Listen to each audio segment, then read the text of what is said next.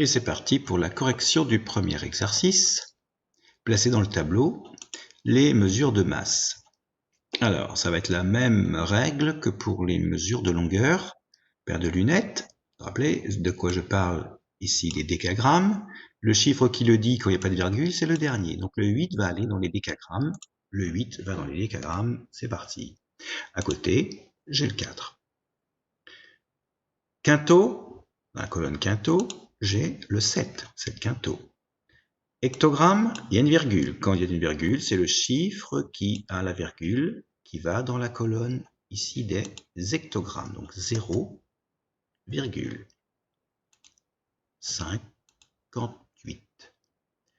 Même chose avec les kilogrammes, c'est celui qui a la virgule, l'unité qui est à gauche de la virgule, qui va dans la colonne des kilogrammes. 3,5. Kilogramme, c'est le 0, le premier ici, qui va dans la colonne des kilogrammes. 0,055. Et le dernier chiffre, il est jusqu'à la colonne des grammes. Des centigrammes, je vais placer le dernier chiffre, le 7, puis le 4, puis le 3. Les décigrammes, il y a une virgule, donc c'est le chiffre des unités, le 4, qui va dans la colonne des décigrammes. Le 4 est ici avec la virgule. Le 5 prend sa place à droite. Le 9 prend sa place à gauche du 4. Milligrammes. Le 0 est dans les milligrammes, ce qui n'est pas de virgule. Le 8, le 3, non, pas le 8, le 3 on a dit, et le 3. Et enfin, une tonne 24, le 1 dans les tonnes, ce qui est la virgule, puis le 2, puis le 4. Voilà la correction de ce tableau. Deuxième exercice. Alors, on va utiliser la même méthode que pour les longueurs. Donc là, on veut des kilogrammes. On va d'abord analyser. On va d'abord recopier. On peut commencer par recopier. Voilà, sans la virgule, il n'y en a pas ici. 515. Je me repère ici. Décagramme, c'est le dernier chiffre, le 5, qui est dans cette colonne.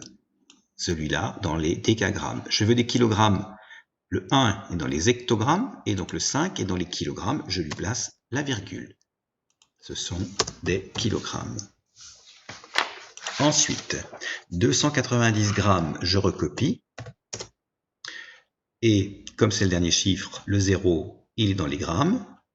Décigrammes,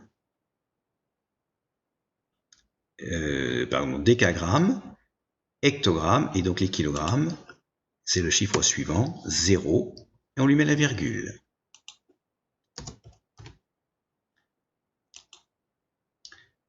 Je recopie sans la virgule. Important.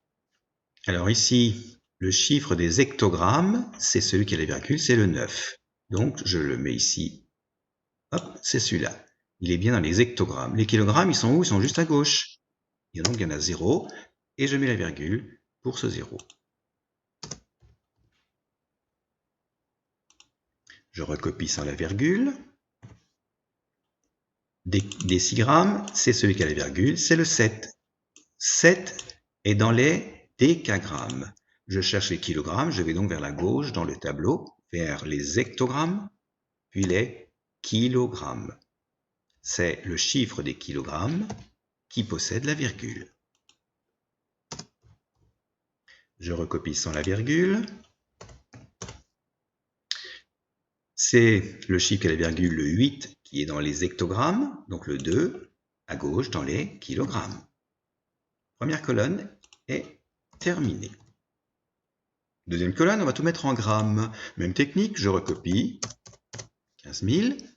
Alors, dernier chiffre, décigrammes. Dans le tableau, on veut des grammes. Les décigrammes, les grammes, pardon, sont juste à gauche. Les voilà, les grammes par rapport au décigramme. Donc, c'est ce 0-là, qui prend la virgule. Ce qui fait 1500,0, je peux l'enlever, ce qui fait 1500 grammes. Je recopie sans la virgule. Centigramme, dernier chiffre, centigramme. Décigramme, gramme, je remonte et j'arrive au 8 qui est chez les grammes.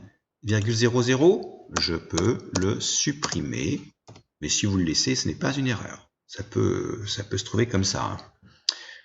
Je recopie sans la virgule, ça fait 465. Les décagrammes, c'est celui qui a la virgule, le 4. Le 4 a des décagrammes. Donc le 6 à côté des décagrammes, eh ben on a les grammes, ça y est, on les a les grammes, c'est le 6. Je mets la virgule au 6, 46,5. 2 milligrammes, je recopie. Alors les milligrammes, d'accord, je vois où ils sont complètement à droite. Donc je vais aller vers la gauche pour trouver les grammes.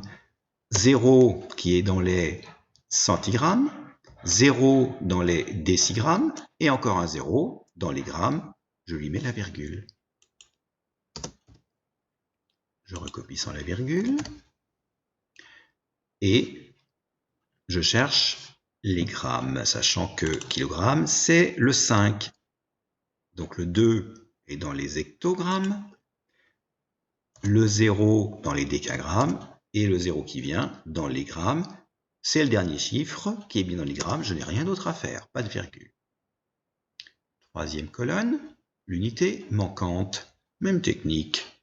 Alors, je me repère ici 5 kg, d'accord, le 5 est dans les kilogrammes, ok, colonne kilogramme. Colonne d'à côté, hectogramme, colonne d'à côté, décagramme, donc le dernier chiffre est dans les décagrammes, on a 500 décagrammes. Ici, alors, vous voyez que là, tout de suite, on va commencer par la fin, c'est le 5 qui va dire l'unité. Eh bien, je vais aller voir, qu'est-ce qu'il dit là, dans cette réponse-là, là, qu'est-ce qu'il dit le 5 ? Hein? Alors, pour savoir, eh bien, on regarde la paire de lunettes, j'ai des décigrammes, c'est le dernier chiffre qui est dans les décigrammes, et donc qui est-ce qui est dans les... Le 5, il est où? Il est dans les grammes. Donc j'ai 85 grammes. 3 kg, 500 grammes. Tiens, j'ai un 3, vous savez que quand c'est la virgule, c'est ce chiffre-là qui dit l'unité. Mais qu'est-ce qu'il dit là? 3 kg. Eh bien, là aussi, puisqu'il y a la virgule, 3 kg. Milligramme, c'est le dernier chiffre. Je remonte. L'avant-dernier 0, centigramme. Le 4, décigramme. Le 5, gramme. C'est lui qui dit ici, puisqu'il a la virgule. Donc, je parlerai ici de grammes. Une tonne, 4 quintaux.